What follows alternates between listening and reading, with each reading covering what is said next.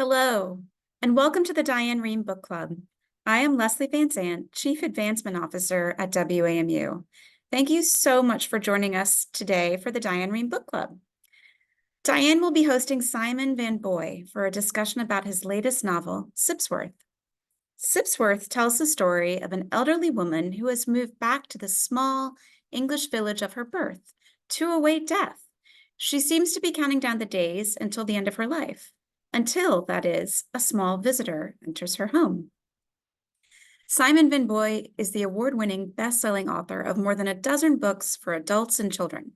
This includes The Illusion of Separateness and The Presence of Absence. Before we start today's conversation, a few reminders. If you'd like to ask a question, please do so using the Q&A function found at the bottom of your Zoom screen. If you'd like to access closed captioning, please click on the CC button, which is also found at the bottom of your Zoom screen. Like everything we do at WAMU, this book club would not be possible without your support. If you enjoy the discussion today, please consider making a gift online by visiting dianerehm.org/give. And now, here's Diane. Thank you, Leslie, and welcome to you, Simon. It's so great to see you again. Simon, it's wonderful to see you too. Thank you. Your first sentence. Helen Cartwright was old, with her life broken in ways she could not have foreseen. Tell us about Helen Cartwright. Well, she's somebody that we all know and that we see every day when we go out, to walk the dog or to the supermarket. And to us, it's just, an elderly person, an elderly woman. And all the secrets, all the treasure of her life is hidden behind this sort of veil of just normalcy. So in this book, we go behind that veil and we learn about what has happened to this woman in the 83 years of her life. She goes about her daily life with such sadness, not barely looking at anyone.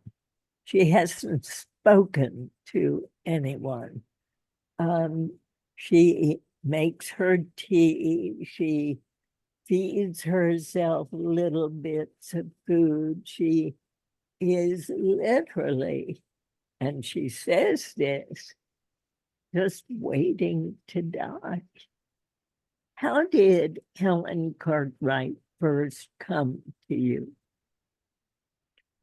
Over the course of my life, I've had some very strong female mentors. And one in particular was somebody who really sat down and taught me how to edit and taught me a lot about the craft of writing. She was a writer herself. And her longtime lover had died, about 10 or 15 years before we met. And she was really just, I said, "What are you doing this weekend?" And she said to me, "Oh, isn't it obvious, Simon? I'm waiting to die." So, she lived life and she had her routines. And every morning she'd get a delivery from the deli of this very strange substance called liverwurst, which she loved to ate every day. And she, I got to see a bit of her routine and how she lived. And, she'd had the life, when I said, I'm worried about you, you seem cut off, and she said, "Simon, I've had the life I wanted and I loved the people I wanted to love. And now they're gone and it's gone. I've outlived my life." I outlived my life. Yeah, that's what she said. Yeah, she said, she had a pacemaker, and she said, I should have gone years ago, but because of technology, I've outlived my life. And I thought, well, this could happen to me. I mean, this could happen to any of us. When I was in college, I worked briefly in a nursing home.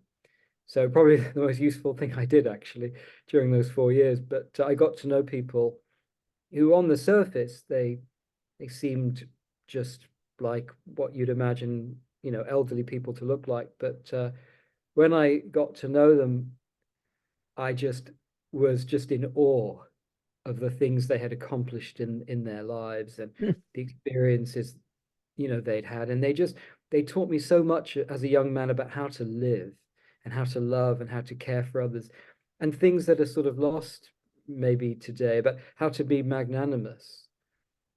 If But somebody's rude, how to sort of, well, just take the higher road. You don't have to, uh, sort of manners. And so, I mean, maybe there were my absurd tie, which actually matches your couch a little bit.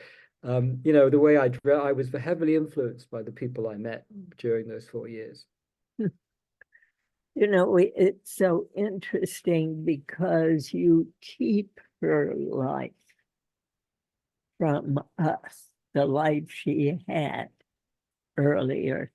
You keep that life from us for quite a while. Was that a technique of writing a novel, or was that really how you came to know some of the people you met, their lives unspooled gradually rather than knowing them all at once? Yeah, absolutely. And it was a little bit naughty, I must say. It was like giving a child fruit, knowing there's ice cream in the fridge, and saving it for a bit later.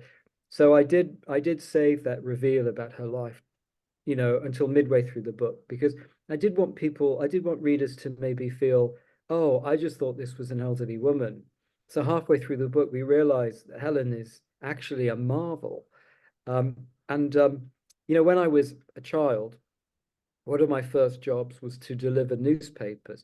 And one of my ports of call was this sort of residential home. I suppose we'd call it assisted living now, but this was in the 1980s in England. And it was predominantly men. And I'd get there about 6 o'clock in the morning, and they were the only clients who were fully awake and dressed and into their lives at 6 o'clock.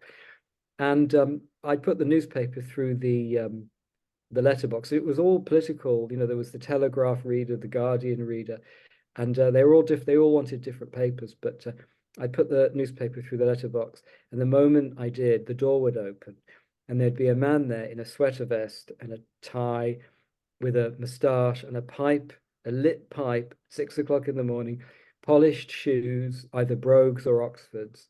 And he'd be like, "Oh, there you are, young man, there you are." And I could smell bacon, and I could smell pipe smoke. And sometimes there'd be a little dog, and they'd say, "Yeah, it's good to see you. Keep up the good work." And they were all away, going about their lives. And at Christmas, they'd give me chocolate, and one of them even gave me, like, "You're not ready for a pipe yet, so here's a package of cigarettes." They were fantastic. We fancy a nip of gin. They were just wonderful men. And later on, I realized that it was actually a home for veterans of World War II, and they were all Spitfire pilots from the RAF. Did you find yourself wondering about them as they said, "Oh, there you are, young man"? Did you at that age even begin to wonder about, well, I wonder what this fellow is all about? Does he live alone? Has he had children my age? Or did you wonder about them? I was at an age where I lived in the moment, so I didn't wonder the way I would now be curious and inquisitive. I was sort of in awe of these chaps, and they were all very different, but one thing they had in common was that they were incredibly warm and full of life.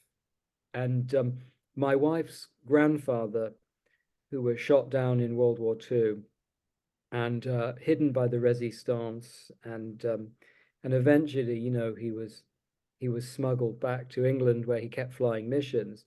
And but after he was missing for a year, his wife in Connecticut, who thought he was dead, received a telegram that said, "Dear Annette, just back from the most fabulous vacation on the continent. Love, Bert." And when he was dying years later of lung cancer, my wife, who was young then, I think in her about 20, she was very upset. And he said to her, you know, when I jumped out of that burning plane, I thought to myself, anything that happens from this moment on is an encore. So that sense of stoicism and humor and just sort of goodwill, that was something that really left an impression on me. And I hope it's in sort of comes through Helen as well. It certainly does.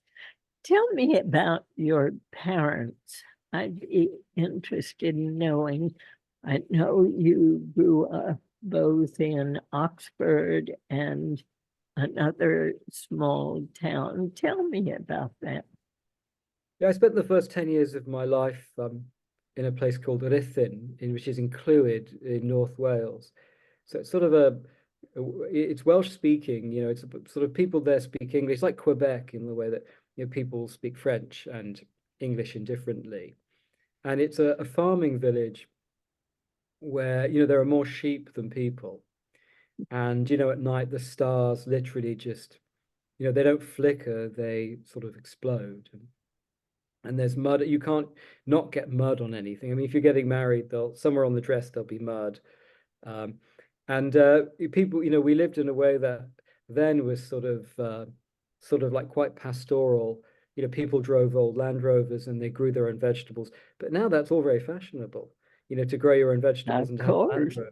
Yeah. But back then it was, and our parents would just, we'd go out for the day and we'd be given maybe 50p to buy a bag of chips. And we'd leave at sunrise and be back at nightfall. It sounds like a YA fantasy book. And then we just sort of meet up and wander around the woods and, overturn stones and look at what's underneath and just try not to get lost and try not to get in trouble. I try not to touch the electric fence, which we all did and suffered for. We made friends with cows, sheep. We were chased by farmers. We fell out of trees. So it was quite a rural childhood, sort of like the Kentucky of, today I suppose it's sort of childhood you have in a very rural state. So, what drew you to come to this country? Well, I left school at 16 and to play rugby actually. And yeah, I've atrophied significantly. But when I was playing rugby, I was scouted by American football college coaches to go over to America and to train on a scholarship and to play American football and to be a punt return, I suppose you'd call it a punt return a punt return specialist, not a consultant, but punt return, running back and a tailback. So I went over to Kentucky, and it was very interesting, very different. Very different. And so, once you got here, you decided to stay. Well, I left and went back to Europe for a while, and I lived in Greece, and I taught English as a second language. I always had to make a living, so I would just find, the most exotic job I could in whatever part of the world, and just go and live there and sort of see what happened. And then I eventually was writing all the time, and I really wanted to sort of learn more about writing, and there were things I couldn't figure out, with plot and character. So I applied to do, a master's degree in writing, and for a year I applied to all these colleges, and I got rejected from every single one. But being sort of the idiot that I am, I did the exact same thing the next year. But somebody was crazy enough to actually admit me into the college. And then from there, this was in New York. And then from there, I just sort of we really had some expert help, and I was able to start writing, professionally. Well, this book, I absolutely loved. I began wondering early on, because Helen lived such a dreary, lonely life. Simon, where are you going with this? Why is this woman so alone? Why is she waiting for death? And then little by little, we learn how much she loved her life with her husband and her son. And her husband apparently dropped dead just as she was fixing a meal. And he was gone. You shocked us with that. You meant to shock us with that. Yeah, it's I mean, there are people listening now who will be nodding their heads thinking, oh, that's how my father went, that's how my brother went. It was just like that. It was like the snapping of a stick, and before you've even swallowed what was in your mouth, they've gone. And your life is forever different. There's the before and the after. Then there's another memory that comes into Helen's mind over and over and over again. A time when she fell into a very deep well. Would you read for us that part of the book when she describes falling into that well? Yes, I will indeed. I've got the book here on the table Good. next to my Peach, which is about to go out for its daily outing. I never eat it. I just think I'm going to eat it, and I take it around with me, and then I bring it back. And you don't eat it. I walk the Peach every day. Everybody, I think, has a piece of fruit that they walk every day. Okay, so chapter 6. After the late morning weather forecast, Helen makes a decision. She puts on her hat, coat, and shoes, still sticky from yesterday's rain. She can't have a rodent in the place. Absolutely not. No.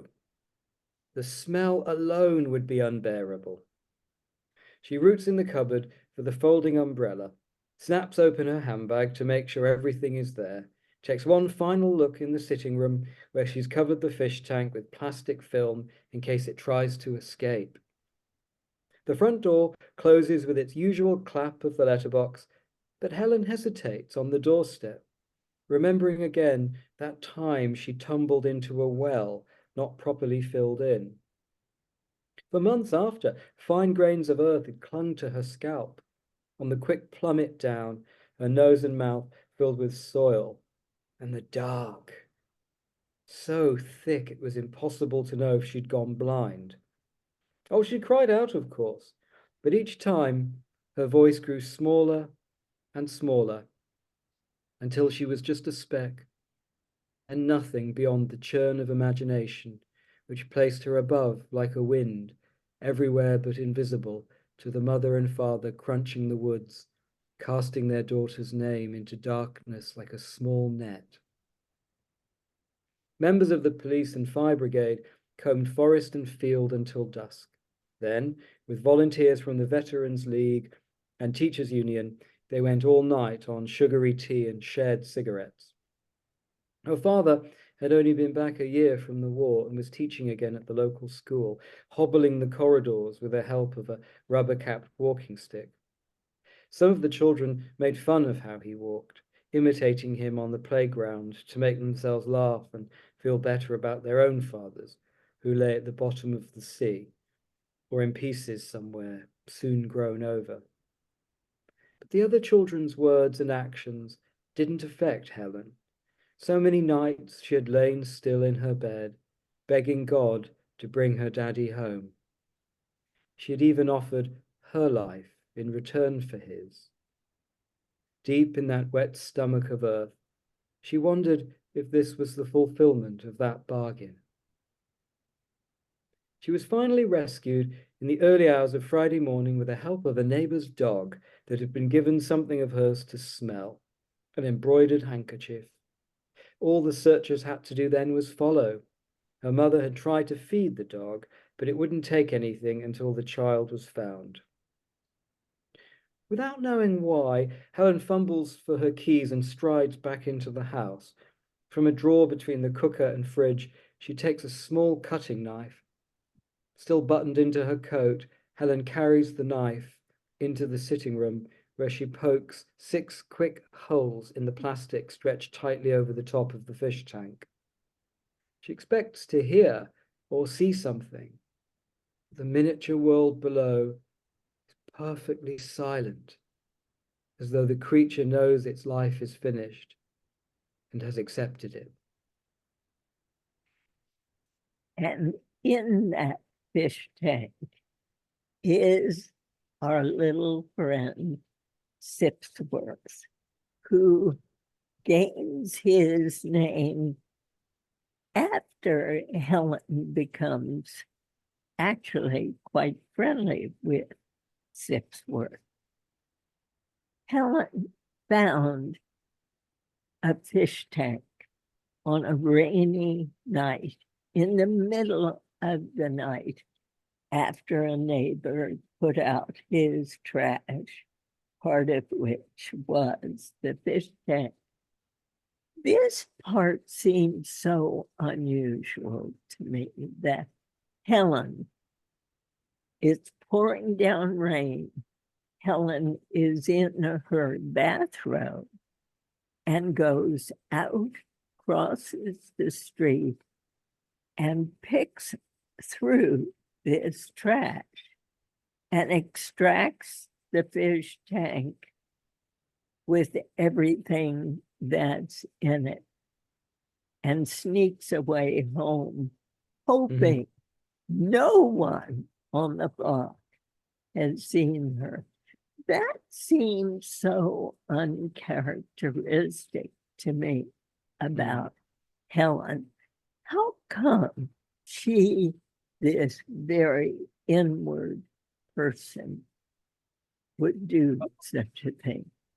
That's an interesting question. You know when you're starting to get older in life, because you have these sort, you do sort of things like the night before a flight, you actually stay at a hotel, within just a mile or two of the airport.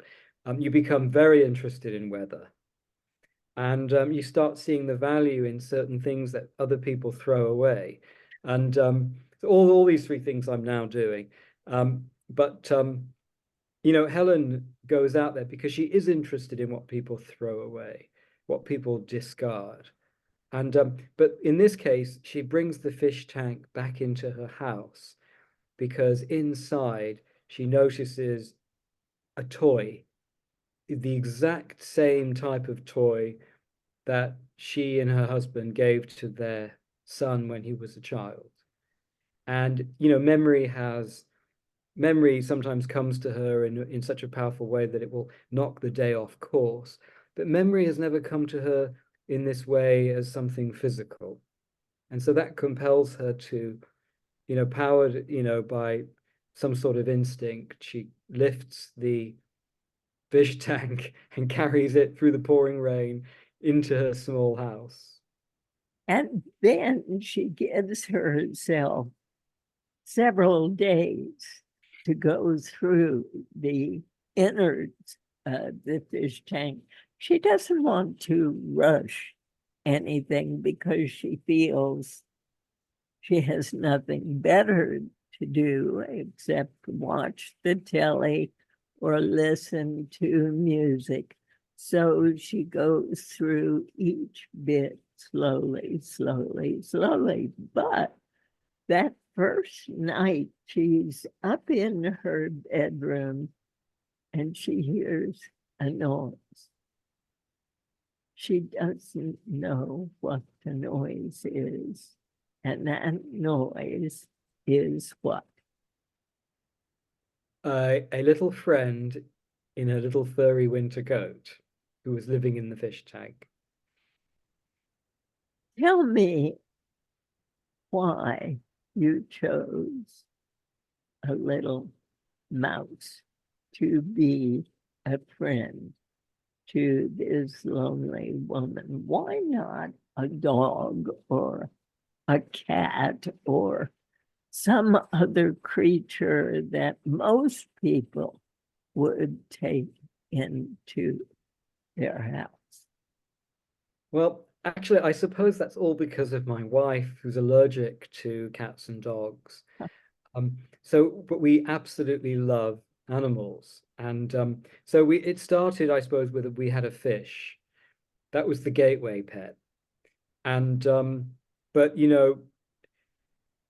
I do believe the fish only was interested in us when we sprinkled flakes into the tank. But we got quite attached to Tinkerbell was her name, and we got quite attached to her. And then one day she started floating on her side, Ah, and I said, "Oh, that's worrying," So I tried to call a vet, but they weren't interested in treating goldfish. So I found a sort of homeopath and a sort of an aquatic, a homeopath who treats all sorts of creatures. And they suggested that Tinkerbell might be constipated. And well, it seemed reasonable. I mean, I don't know anything about fish. really? So I thought, well, if it's just constipation, what can we do? Just sprinkle X-Lax or something. But anyway, that apparently we put frozen peas into the tank. At lunchtime every day, just put a pea or half a frozen pea into the tank. But of course, after a couple of weeks, Tinkerbell was still belly up, and it was starting to look like the East River in the 1970s. So eventually, I was at work, and I got a text from the housekeeper that said, "Tinkerbell dead, flush in toilet." And there was no question mark. So I didn't know if she'd done it or if she was asking me that she should do it. Anyway, I got home that night, and Tinkerbell was indeed post-mortem. And so I actually illegally buried her in the park outside. So every time I walk through the park outside, I always nod in the direction of where Tinkerbell's buried. But after, my wife and I we wanted another friend in the house, and our daughter was grown up. So she was spending a lot of time with her friends. And, it's the old cliche, your child grows up and you go out and get a dog. And it's like, having this wonderful, loving, so anyway, but because of my wife's allergy, I, you know, we, I suggested a mouse. And when I first suggested it, I said to my wife, I would think what we really need in our lives is a rodent. Uh, she said, well, why don't you do this? Why don't you take a bagel from the fridge, go down into the subway, just wait. Um, so I didn't do that, but when the pandemic started, we revisited the idea, and I got the green light, and I drove out to the pet shop, and was directed. I asked where the rodent section was, and I went and I saw what's called a feeder tank. Now, there in some pet shops, they have these what are called feeder mice, where snake owners will buy them to feed live to their snakes, which Yeah. I think is rather cruel, because at least in nature they have a chance to escape. I know that snakes have to eat too, but in nature, at least the mouse might be able to run away or do some sort of strange flip and confuse the snake. But in the confines of a tank, it's a bit of a grueling experience, I think. So anyway, but the people who worked at the pet shop said, well, we try and deter snake owners from doing that and to buy the frozen rodents. So we try and sell these mice to children. And I said, well, splendid, because I'm looking for a mouse for friendship. And when I saw this little chap in there, I mean, he looked ragged. I mean, his fur was matted. He was just sitting in a sort of flump. And I thought, that's someone who's given up. Oh, That's someone who's too afraid to dream. And he was like a cross between Hagrid and Jean-Paul Sartre. And so I was like, well, that's the mouse. That's the mouse for us. And I took him home, and we brought him home. And then we had everything ready. Tinkerbell's old tank, so there are no accidents, Freud said. So we had the tank ready with all the accoutrement that you need to care for a mouse, in luxury, hopefully. And we put what him in. things? What things? Oh, well, we had the wheel is obligatory. I mean, if you have a rodent and you don't give it a wheel, it's akin to torture, because rodents absolutely need wheels. They love them. Scientists have put them out in the forest and they're busy every night. It's like Peloton for mice. They just love it. And animals love to have fun. And so the wheel and a backup wheel and what else? A seesaw, like a teeter-totter, and this strange thing I found on Etsy that was a little cannon, a little circus cannon, which actually he learned to shoot himself out of. So he'd go into it and he would just jump and shoot himself out of the cannon, as though in his previous life he was in a Charlie Chaplin film. And so when he got very old, of course, he would get into the cannon, look at me, and then just fall asleep. Oh, So when you say he got very old, how long did he live? Well, not actually too long for a mouse, but he actually had a disease called Mycoplasma pulmonis, which is it's not communicable to humans. Actually, the only humans who can get it are humans who are interested in online book clubs and like to read. I'm only joking, but it's a disease that's limited to rats and mice in the way that our mouse had it, and he had a gasping attack, quite soon after we adopted him. Huh.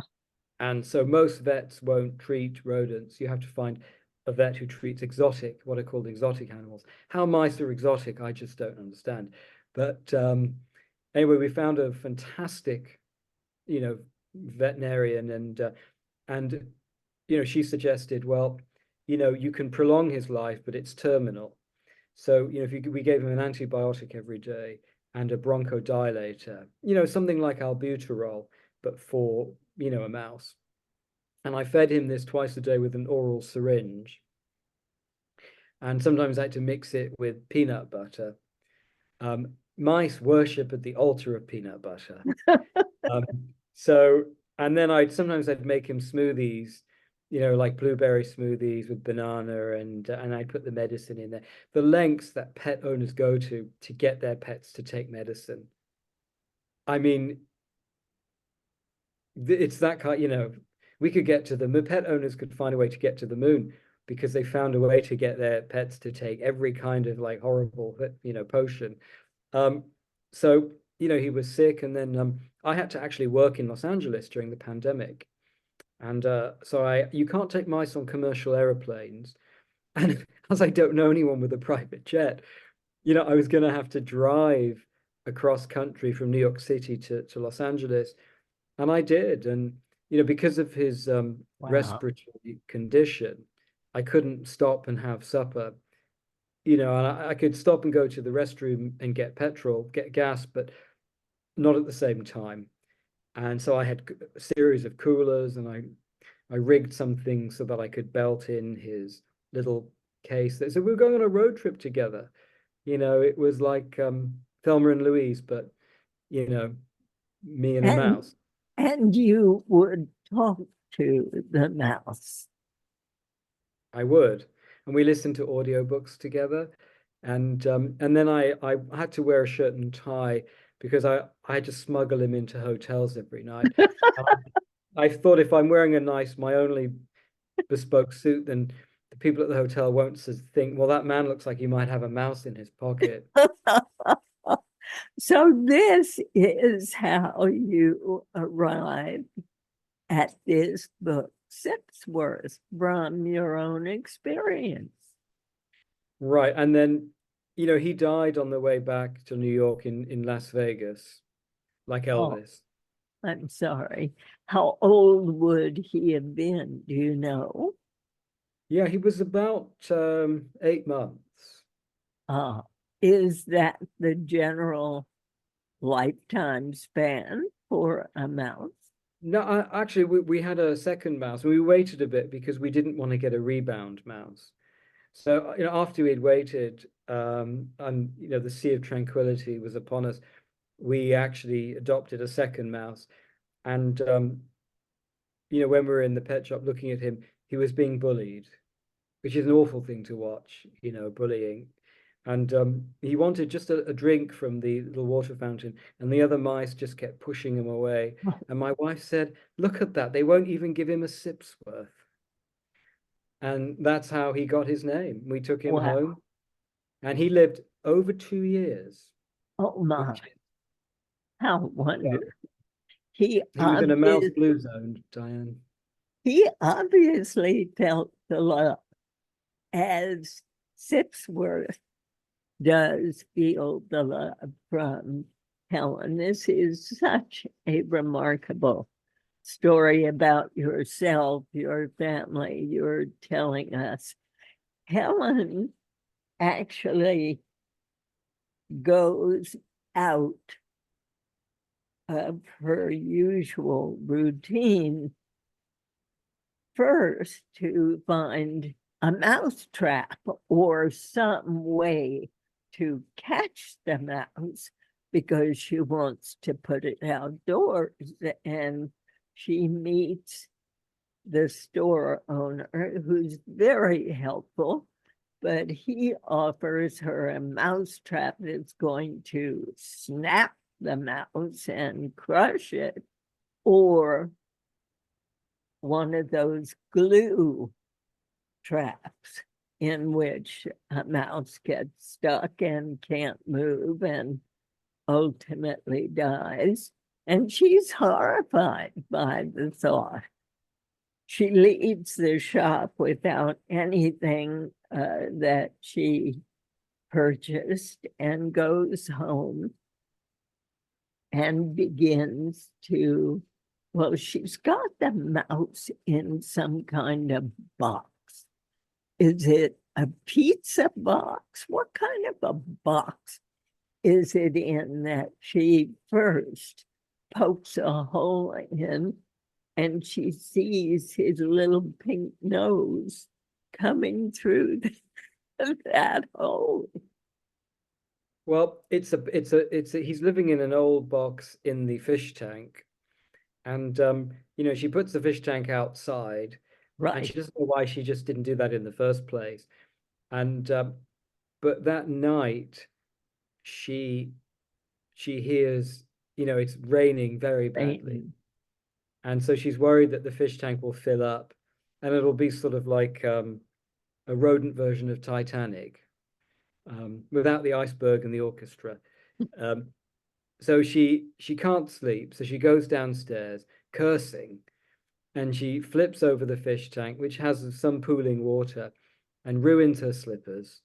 And she goes back up to bed, and that's it, and then there's no sign of the next day. She comes downstairs and she sees it just mincing around outside on the patio, and so she tells him, like, bugger off, go over there, leave me alone.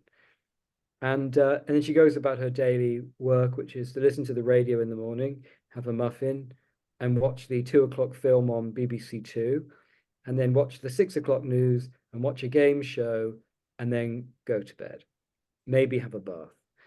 So, but that night she gets woken up again because she can hear cats, and she just worries, like, he's out there and there are cats, and he's defenseless. He's just, how such a soft little smudge of a person has been able to survive this long is a miracle.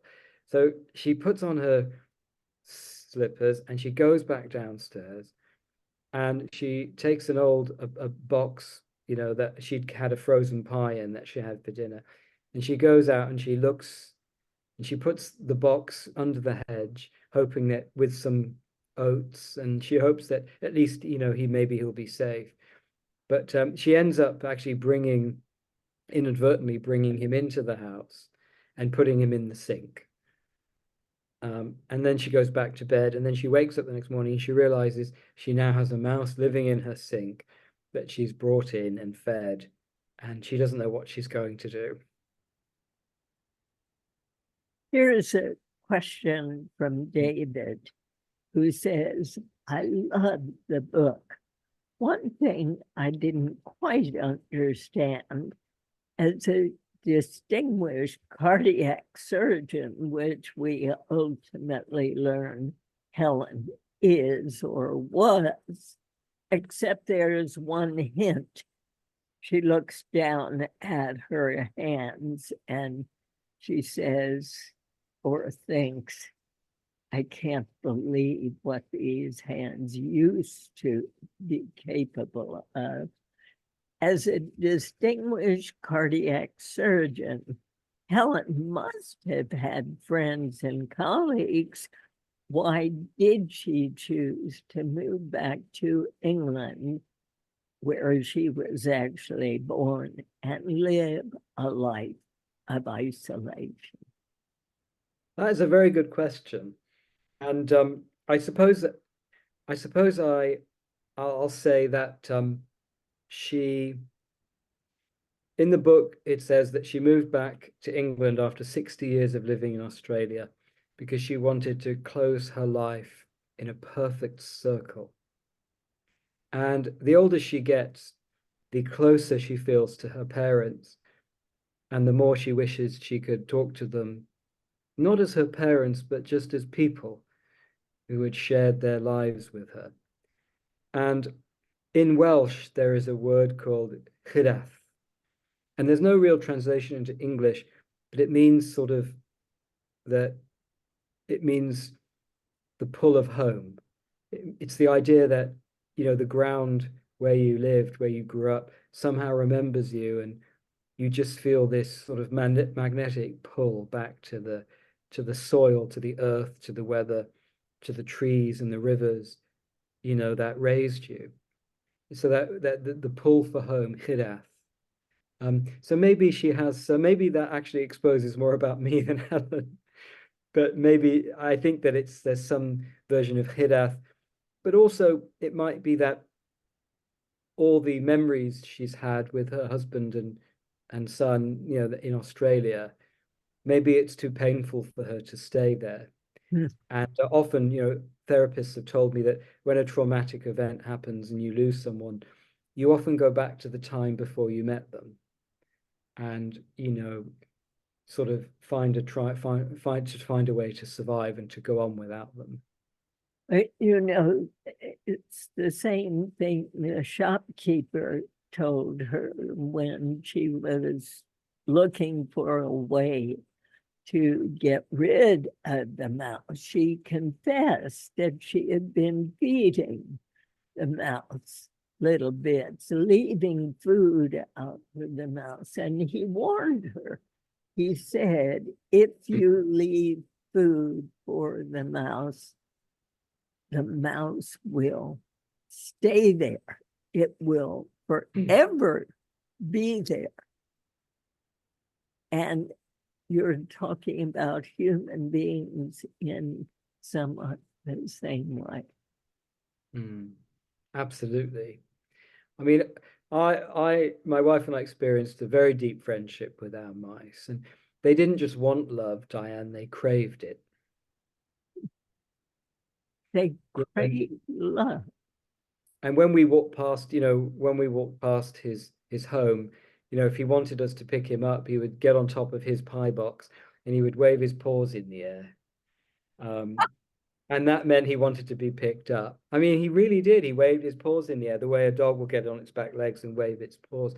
And then so we'd pick him up, and my wife would say, he wants to come out. And I'd say, well, I'm busy. Well, Sipsworth wants to come out. So, okay, fine.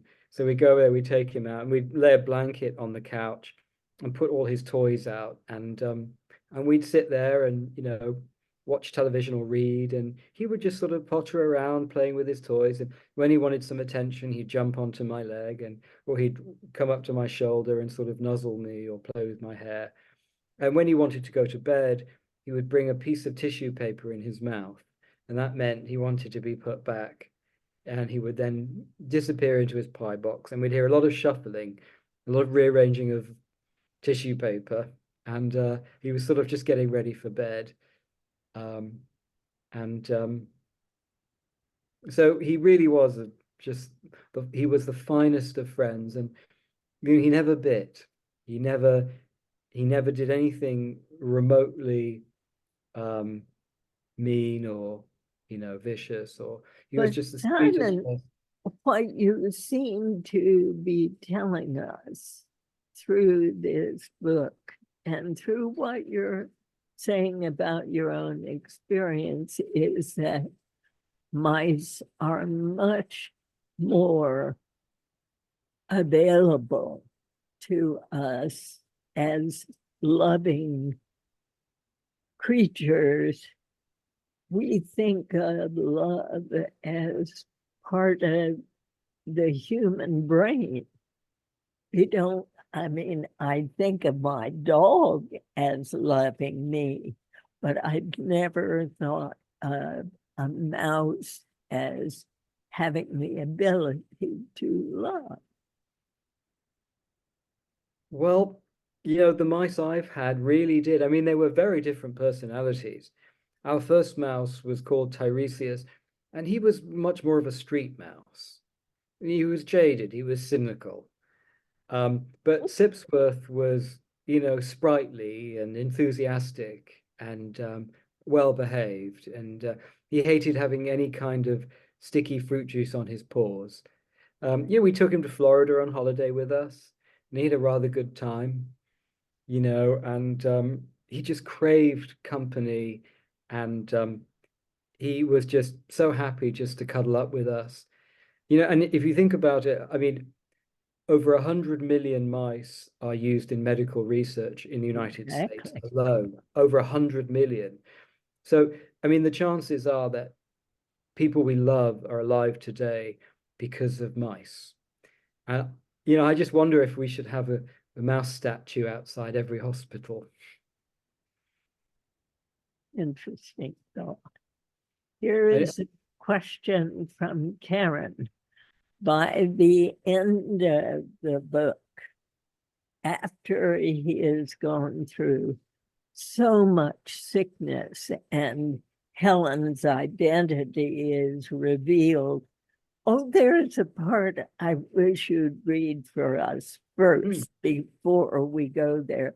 When she's trying to get rid of the mouse and wants the mouse to be taken to an animal shelter, she has a conversation on the phone with Tony. You've got to read that for us. I laughed out loud when I got to this section of the book. Okay, yeah, so she calls, hold on, Karen, we won't forget you, I promise. This section, yeah, she calls a pet place because she realizes that, she wants to die, and she realizes now that she can't die because what will happen to the mouse? And so she knows he has to go to a shelter. And so she calls up a phone number from the Yellow Pages. When the extra ration of toast is finished, Helen returns to the hall, turns down the radio, dials the number. PetSafe, Tony speaking. Oh, yes, hello. I'm calling because I recently found an abandoned pet. There is a pause, and then the person asks mockingly if it is really her pet that she doesn't want anymore. Of course it isn't, Helen snaps. I just said it was abandoned. But do you know by who? Is this pet safe or pet investigation? Eh? Look, I've got an abandoned animal here in my house with nowhere to go. In your house? That is correct.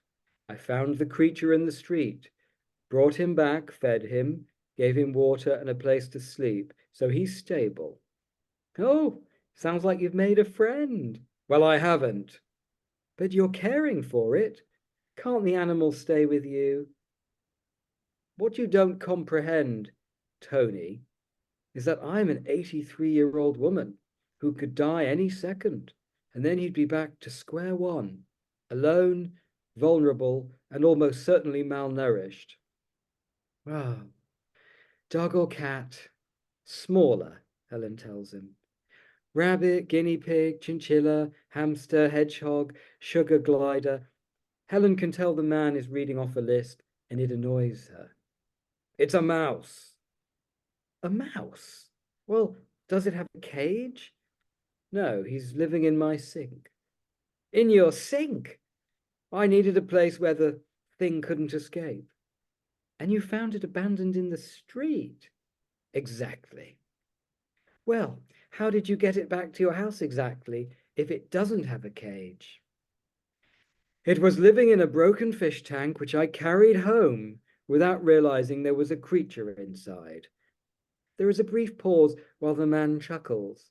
Oh, not bad for somebody who could die at any second. Sounds to me like a wild mouse has made a nest in an old aquarium. Technically, I suppose that could be true. Well, we only take in homeless pets. But this is a former pet mouse. I know because there was paraphernalia in the aquarium with it. Drugs. Toys! A spinning wheel, a tube, a blue castle. Oh, I thought you said paraphernalia. Helen holds the phone at a distance from her head and shakes it violently. What I'm thinking has happened, Tony goes on, making a nasal sound to imply deep thought, is that somebody's hamster died, and then after they put everything out for refuse collection, a wild mouse comes along, smells leftover rodent food, climbs in, and makes a nice home for itself. Helen closes her eyes. Are you a volunteer, Tony? Yes, I am. Can I speak to a paid member of staff? Everyone here is a volunteer, madam. You should call Wildlife Rescue if you want someone from the council. Can you collect the mouse in my sink, or can't you? If you can prove to me he's a pet, our drop-off hours are 10 to 6 every day. But how am I supposed to prove that? I don't know. I'm not a mouse expert. No, Helen says. It doesn't sound like you're an expert at anything except being an idiot. Just a wonderful conversation and an expression of frustration on Helen's part. Now we are nearing the end of our time, and What about we Karen? must go back to Karen's question. Or I'll be laying in bed at night going, Karen. Karen wants to know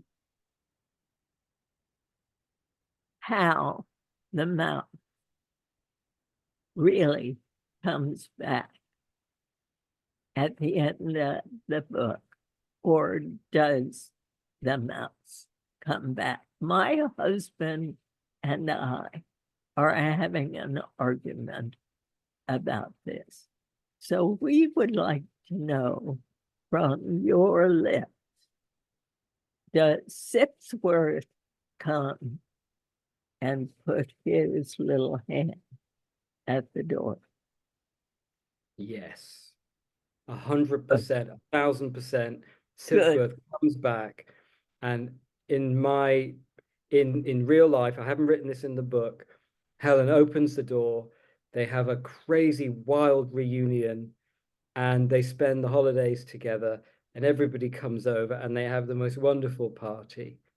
And he's back. Occasionally he likes to go off and do mouse things, but he knows his home is with Helen.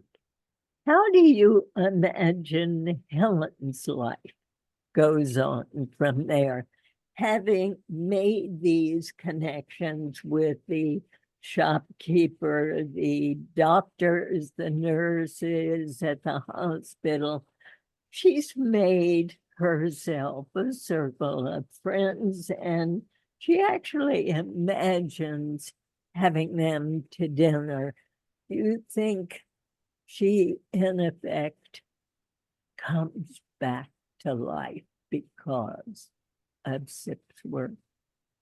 I absolutely do. And in my imagination, in my mind now, I feel like if I took a flight to London and took a taxi up to that area near Oxford, I would actually be able to visit them and see Sipsworth and meet Cecil and see Dominic, the librarian's son. In my heart, they're all living and they're all having a wonderful time. And 83 is not that old anymore. I'm 83 is the new 68. So how long do you imagine Sipsworth might live? Well, there was a mouse recently featured in the New York Times who was given sort of life-enhancing medications. And he did live, I think, about 10. There'll be someone watching who knows, but I think he did live like 10 to 12 years. I don't know what he was given, to eat, but I want some. So, Simon, do you imagine this is a book for children or for adults? And what do you want us to learn from it? That's an interesting question. I'm not sure how I differentiate between children and adults anymore. Maybe just that one group has more responsibility than the other. But somebody once said to a writer, oh, when I grow up, I want to be an author. And the writer looked at him and said, can't do both, kid. Huh. So what was your question? Sorry, Diane? My question is, did you write this for children or for adults? Well, yeah, for adults, I think. Anyone who feels like, anyone who's sort of felt loneliness and grief, and I think we've all felt those things. But grief in many ways is a wonderful thing because it means that someone, whichever part of the universe they're in, they're still loved. And it means that, when we grieve, it means that the person, I mean, what's the alternative? That we never met these people, that we were never their husband, wife, father, mother, son. The alternative is that would we rather trade the grief for never having known them? I don't think anybody would. I'll take the grief any day over not having them not exist, not having them had them in my life. So in a way, I think at the end of our lives, some of us are lucky to have grief, and it's better than the alternative. And I think Helen Sipsworth helps Helen realize that that she's had the most wonderful life. And there is one last question or a comment from Leno. He says, thank you for giving us such a joyful and thoughtful story. May we all be so lucky as you and Helen to find Sipsworth. That's a lovely thing to say. Just lovely. Do you have a mouse now? No, but I do carry a small picture of Sipsworth around with me. I'll show you, just to remind myself. Here he is. Isn't that precious? Yeah, I mean it's not a That beach is- towel or anything. It's just a little picture that fits in my ticket pocket. But we're between mice at the moment because we're traveling a lot, and like all animals, they suffer when you go away. Well, Simon Van Booy, I cannot tell you how much I both loved the book and loved talking with you again. It was Thank you, just Diane. wonderful. I hope you're working on a new book because I can't wait to read it. thank you very much for having me on, and thanks to your crew, and thank you to everybody who tuned in. I really appreciate it, and it's nice we had this time together. Indeed, it is. And I want to thank our entire audience, and we'll hope to see you again next month.